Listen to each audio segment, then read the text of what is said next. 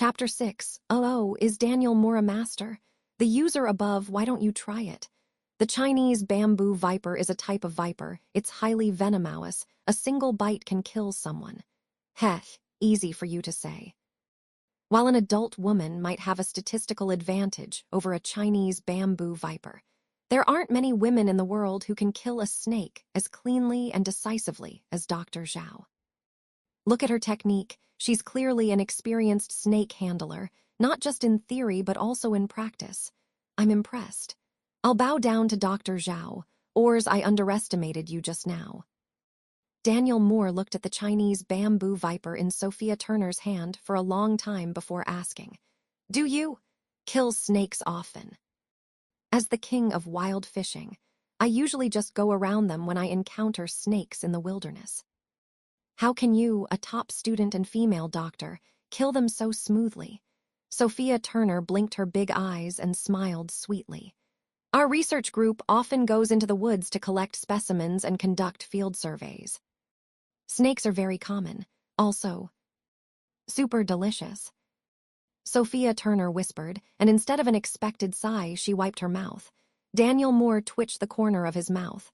This girl, she's too cute. The dense forest was difficult to navigate, and it was a downhill section of the coastal mountains, making the ground slippery. Daniel Moore and Sophia Turner helped each other along, and they didn't move slowly. There were 2 instances of intimate physical contact, which made both Daniel Moore and Sophia Turner blush, but they both pretended not to care. Sophia Turner was very familiar with the current environment, and she made new discoveries from time to time. Look, a giant house spider. Don't be afraid, although these house spiders are large. They are actually very gentle and rarely attack humans on their own, Sophia Turner said, as a large, fluffy spider climbed up her arm, causing a flurry of screams in the bullet comments. Look, there's a millipede over there. It's best not to touch it. Millipede secretions are poisonous. Look. It's no wonder, they say, a doctorate is a doctorate. The king of wild fishing learned a lot of useless new knowledge from the doctor. But soon, Daniel Moore's luck also found him. Splash, splish, splash. From the distance, the sound of gurgling water came from the forest. Daniel Moore's eyes lit up. As expected, it's easy to find a stream on the front of the coastal mountains. Following the stream, one can find a sufficiently large body of water. Where there is water, there are fish. Daniel Moore squeezed the unexpanded fishing rod in his hand.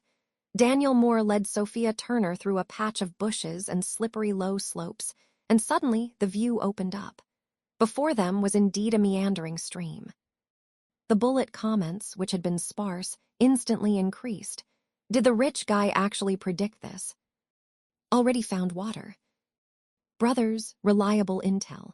Besides coconuts, the rich guy and the scholar are the first to find freshwater resources in the entire show. Could it be that? Luck is also a part of skill. Daniel Moore read the bullet comments, then crouched down, scooped up a handful of water from the stream, and spit it out after tasting it. It's a little salty, not much, but it's best not to drink it. Seeing Daniel Moore about to leave, Sophia Turner hesitated and asked in a low voice, "It's really undrinkable." The jungle was very stuffy, and he sweated a lot while moving. Her originally rosy lips were now a little dry. Daniel Moore turned to look at her and patiently explained. It's too close to the coast, so it's normal for the water to have salt. If you're really thirsty, this level of saltiness is drinkable. But there will definitely be more freshwater resources downstream. Also, this is raw water. If we have a choice, it's better to boil it before drinking. Sophia Turner nodded. Okay, I'll listen to you. I won't drink for now. It had only been 2 hours since they set off.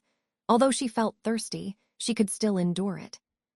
Seeing that Daniel Moore was no longer looking at the bullet comments and was focused on the journey, the bullet comments in the live broadcast room were still buzzing.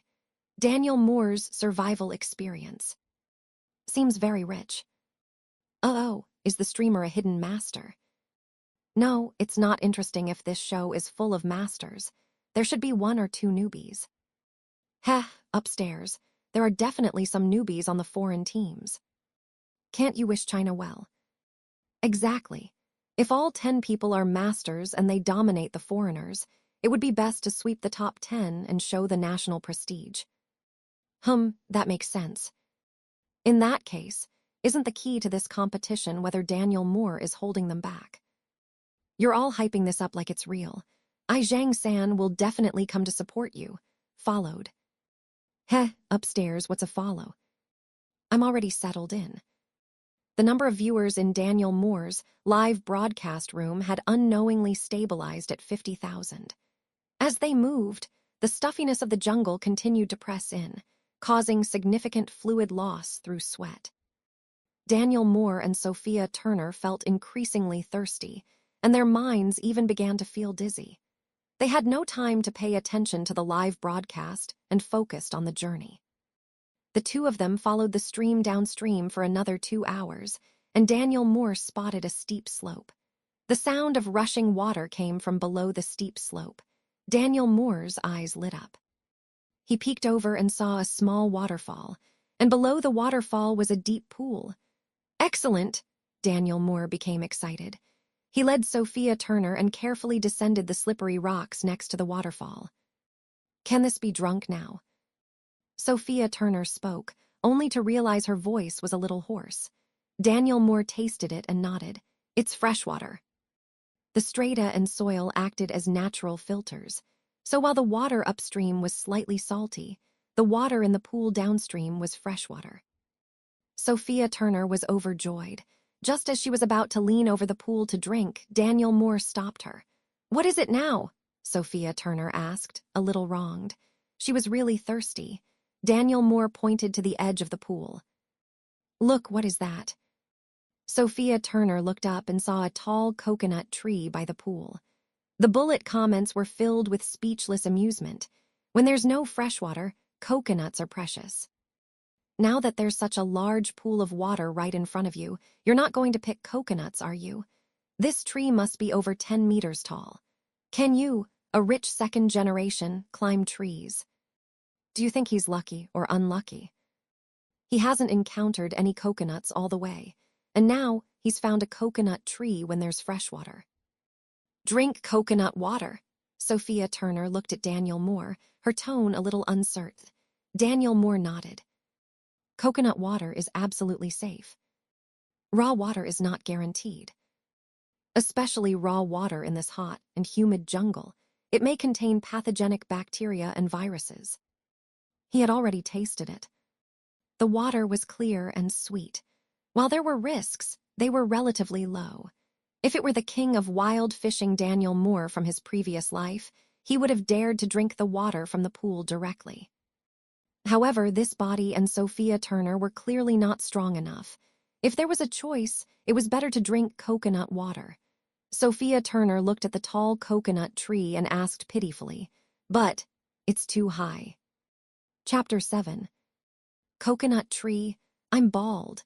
Daniel Moore walked to the coconut tree and searched around. He picked up 4 ripe coconuts from the ground and handed them to Sophia Turner, saying, 1 ripe coconut per person. The milky white coconut water inside, while rich in nutrients and electrolytes, will cause diarrhea if you drink too much.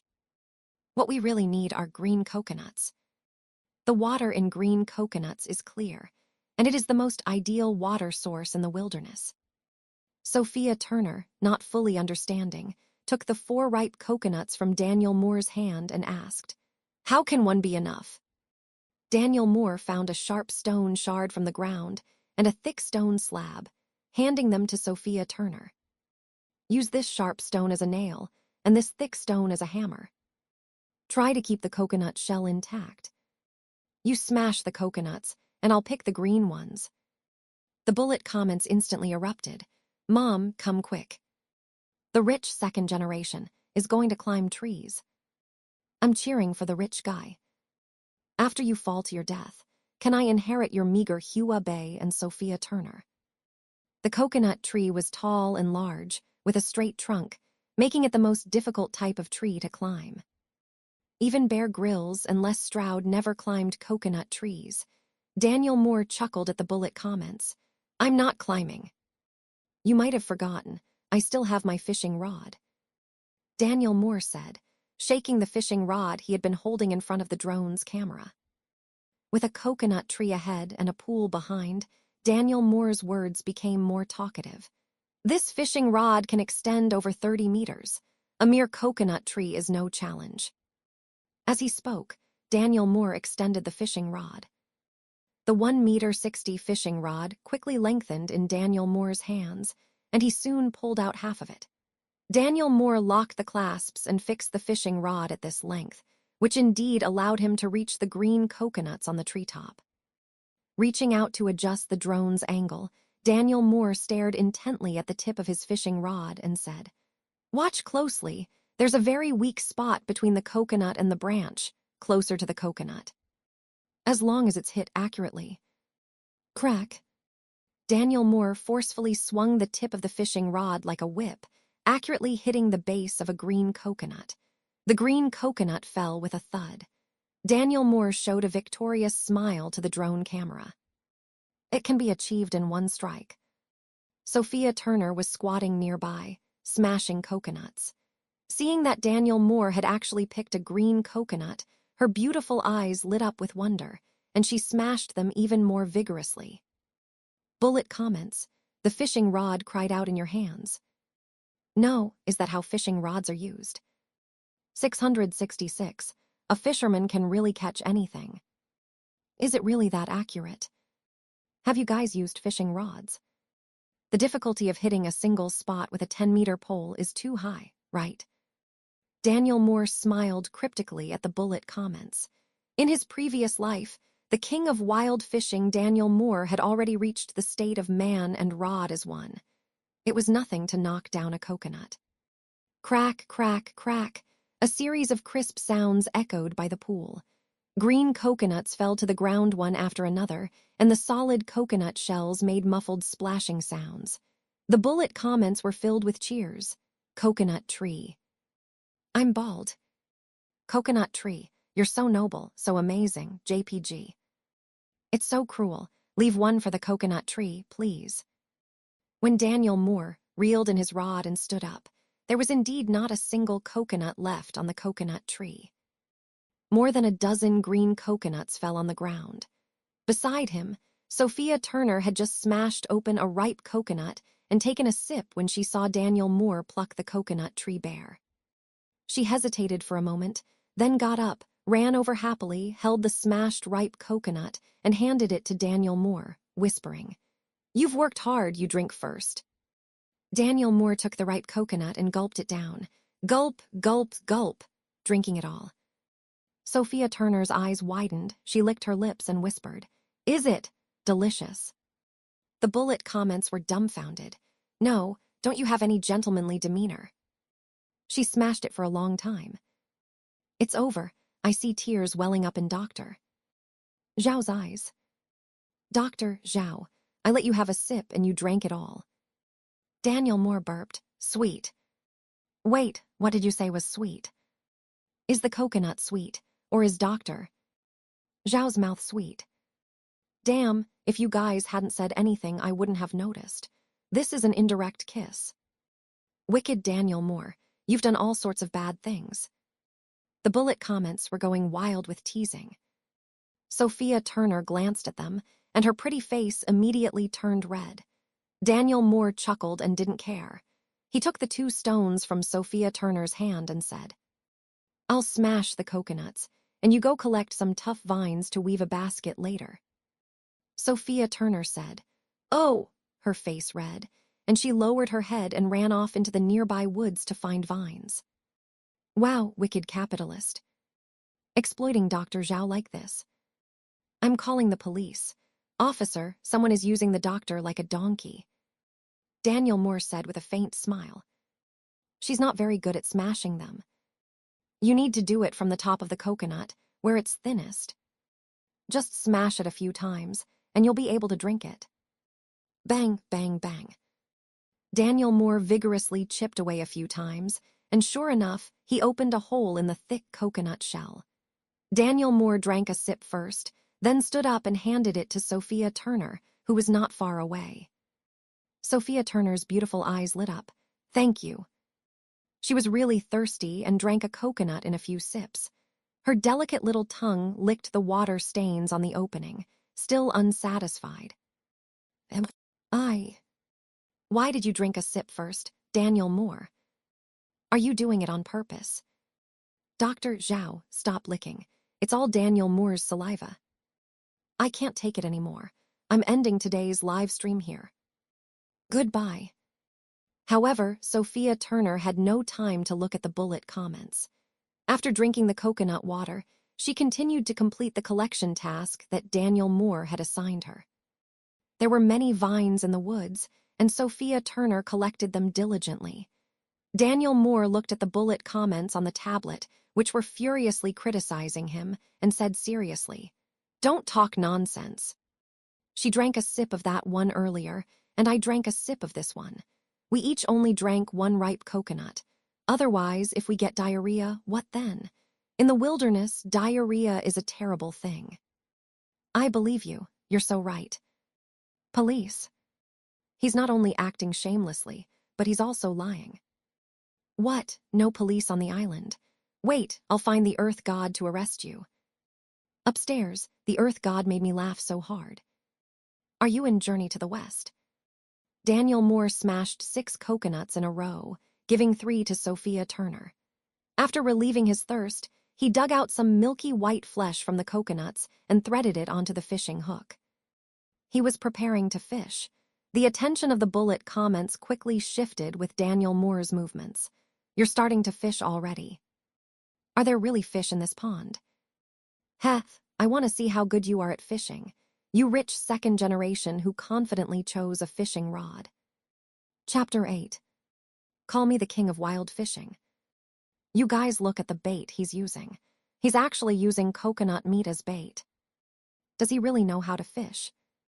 Heck, my evaluation is. He doesn't know anything. Daniel Moore smiled at the bullet comments and said, "When fishing in the wild, you have to use whatever you can find. Because the bait you can find easily will also be the food these fish usually get." I understand the logic, but streamer, are you sure the fish in this pond usually get coconuts? I'm almost crying from the streamer's stupidity. Coconuts have such thick shells, wouldn't even sharks find them hard to chew? It's over, barbecue indeed. I thought the streamer would be a great contributor to China sweeping the top 10, but it seems I was too naive. Daniel Moore sighed at the ignorance of the bullet comments. Nature has its own cycles. This coconut tree grows right by the pond, so the fish in the pond will definitely eat coconuts from time to time. If nothing else, do you know about coconut crabs? They are the largest crabs and feed on coconuts. What's the relationship between coconut crabs and the fish in the pond? Don't tell me coconut crabs live in the pond too. If I remember correctly, coconut crabs, except for when they lay eggs, live on land. Daniel Moore poured a smashed ripe coconut into a corner of the pool near the waterfall while asking, "Then do you know how coconut crabs eat coconuts?" Does this even need to be asked? Of course, they use their claws to crack them open. Coconut crabs' claws are strong enough to crush human fingers. Exactly. Me too. Daniel Moore shook his head. Not exactly. The most common method for coconut crabs is to hold the coconut and climb the coconut tree. They climb to the top and drop the coconut down. They keep dropping the same coconut until the shell breaks and the flesh is exposed. Look carefully at this area. Near the forest, the soil is thick, and there are dead leaves and branches which provide a lot of cushioning. The only hard ground is the rocks by the pool. And the canopy of the coconut tree is located directly above this rock slope. Daniel Moore raised the drone's lens to show the viewers the coconut tree directly above him. The audience followed the camera and found that it was indeed the case. Although the coconut tree was straight, it wasn't completely unbent. There were no other trees competing for sunlight near the pool, so the coconut tree had a slight curve as it grew, leaning slightly towards the pool. As Daniel Moore said, the large rock by the pool was the only place where coconut crabs could smash the coconut shells. In this way, it was logical that some of the smashed coconuts would fall into the pool. The bullet comments were stunned. You know these details too. No, rich guy Daniel Moore, what did you do before? How do you know so much? Streamer 666. I love watching streamers beat the bullet comments. Your knowledge is so vast. Daniel Moore chuckled and said, Don't call me rich guy Daniel Moore, call me king of wild fishing Daniel Moore. I used to love wild fishing. I've been to places like the Amazon, the Nile, Chiangbai Mountain, and Tian Shui. Naturally, I have a lot of experience in wilderness survival. In a luxurious study, Jason Moore, who had been reclining in his executive chair watching his son Daniel Moore suffer, sat up abruptly upon hearing Daniel Moore's words and exclaimed, Really? How come your father doesn't know? The bullet comments were equally surprised. Then why didn't the show give you the title of King of Wild Fishing and call you a rich guy? Daniel Moore smiled and cast his fishing hook into the water where he had just poured coconut water. Titles have meaning only when you earn them yourself, don't they? All right, I'm not talking anymore. Don't startle the fish. After saying his last sentence, Daniel Moore drew a symbol on the ground with his index finger and stepped on it. The bullet comments didn't notice this detail and continued to discuss the title, King of Wild Fishing. Wait, although China doesn't have a King of Wild Fishing, the foreign teams seem to have one. Yes, now that you mention it, I remember too. It's a participant from Korea. Brothers, I just came back from the live broadcast of the little Korean King of Wild Fishing. That guy is still picking up shells on the beach. He's still picking up shells. Isn't he afraid of dying of thirst? SHHH. Don't tell the foreigners what Daniel Moore said earlier. Let them keep picking. Yes, top secret. Anyone who says it's a traitor is a traitor. The bullet comments quickly listed Daniel Moore's previous judgment on the spawn points as top-secret documents. But Daniel Moore didn't see any of it. He had already entered the state of the King of Wild Fishing Daniel Moore. His entire being seemed to have merged with the heavy fishing rod in his hands. His eyes seemed to be lowered, but his attention was entirely focused on the float. After a few minutes under Daniel Moore's watchful gaze, his float sank slightly. Daniel Moore's spirits immediately lifted, his eyes widened, but his body remained still, like a carved statue. This was the fish in the pool testing his bait, but it hadn't taken the hook yet. At this moment, he absolutely could not reel in the line, otherwise he would startle the fish, and it would be very difficult to catch it today. Daniel Moore waited quietly. At this moment, quite a few bullet comments also noticed something. SHHH, don't talk. The streamer seems to be about to catch a fish. Really? Then I'll hold my breath. Cold fact. Talking while watching a live stream doesn't get heard by the streamer. The fish still hasn't come up. I'm suffocating. Press 1 to help the person upstairs plug their nose, or the streamer's fish will run away. 111,111. While the bullet comments were laughing and joking, Daniel Moore's expression was solemn. He watched the movement of his float, and beads of sweat were already forming on his forehead. To be honest, he could no longer hold the fishing rod steady. This body was severely undertrained, and the fully extended fishing rod, which could reach 34 meters, was a weight that a normal person could barely handle.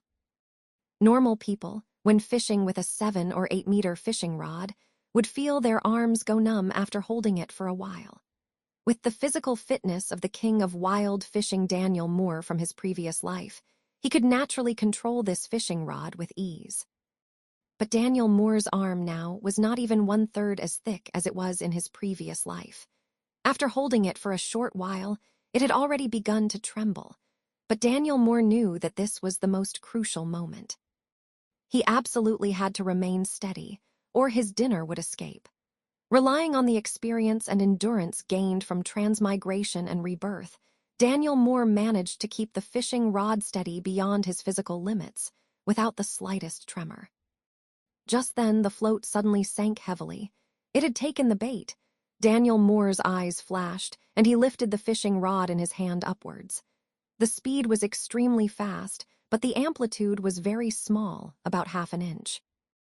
Then Daniel Moore lowered the fishing rod again.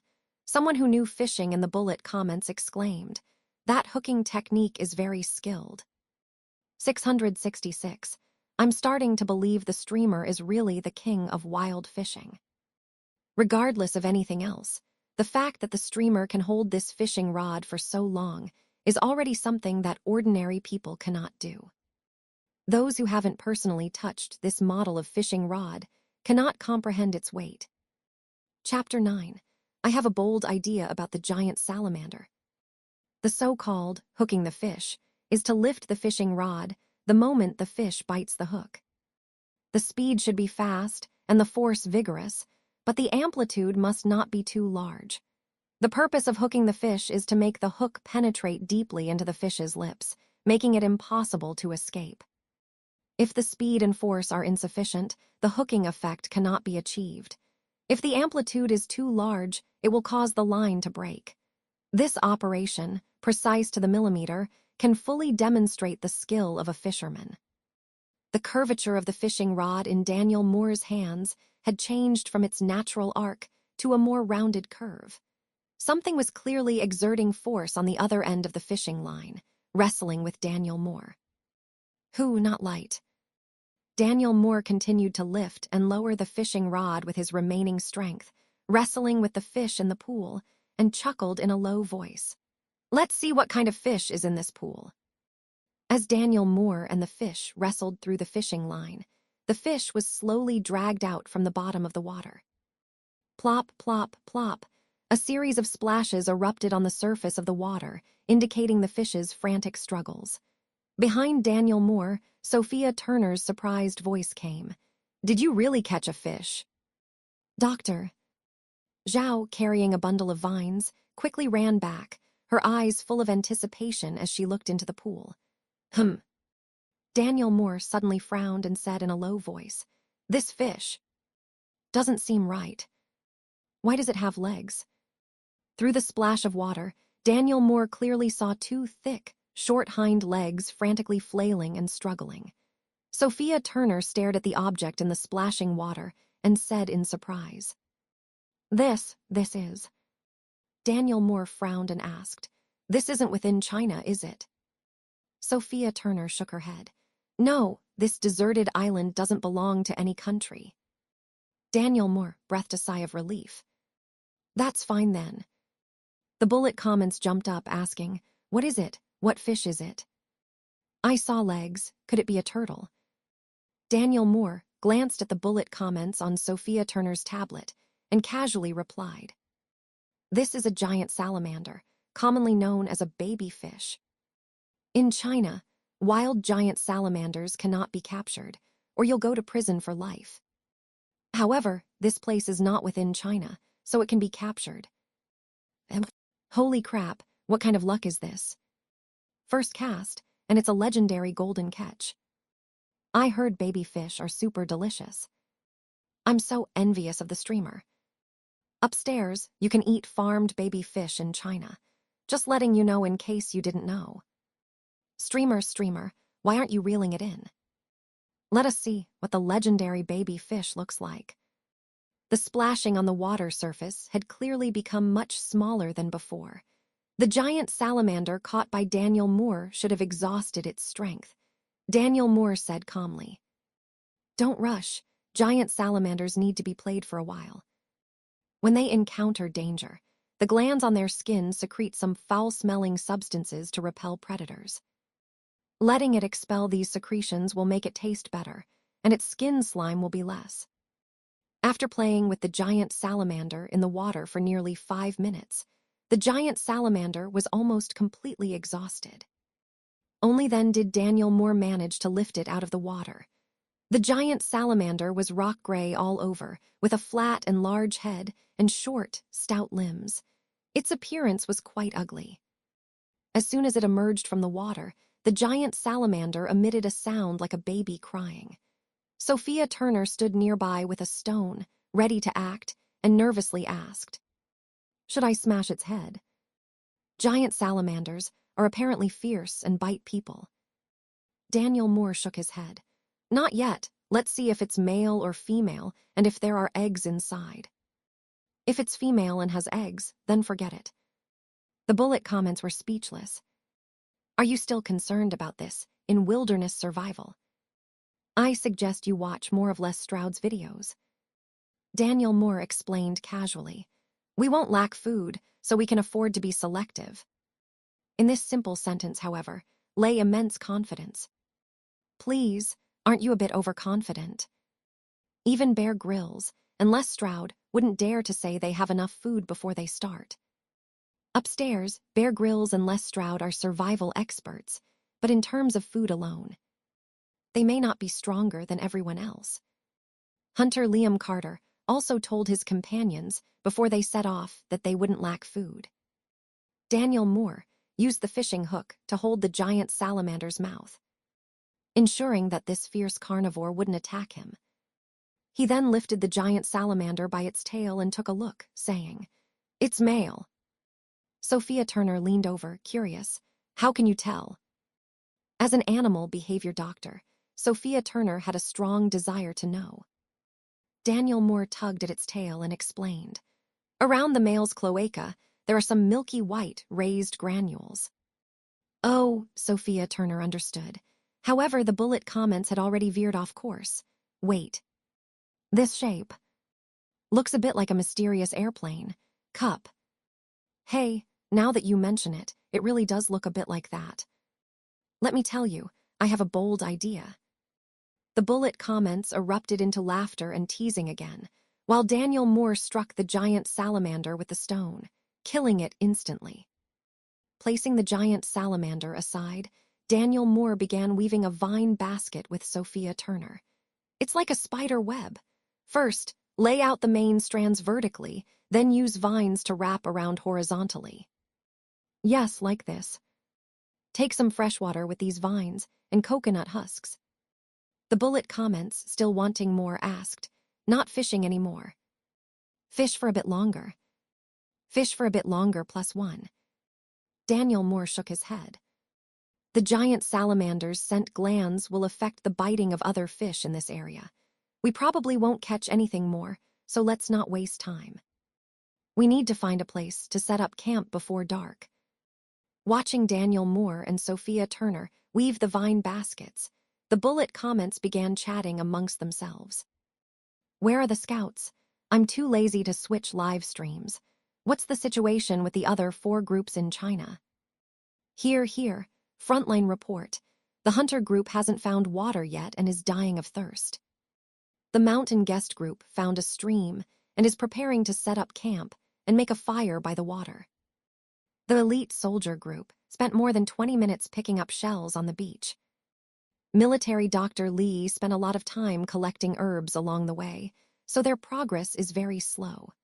However, Lee found a birch tree and drank some sap with her engineer shovel, so they are not lacking water for the time being. The survival expert group is still picking up shells on the beach. What? The survival expert group is still picking up shells on the beach.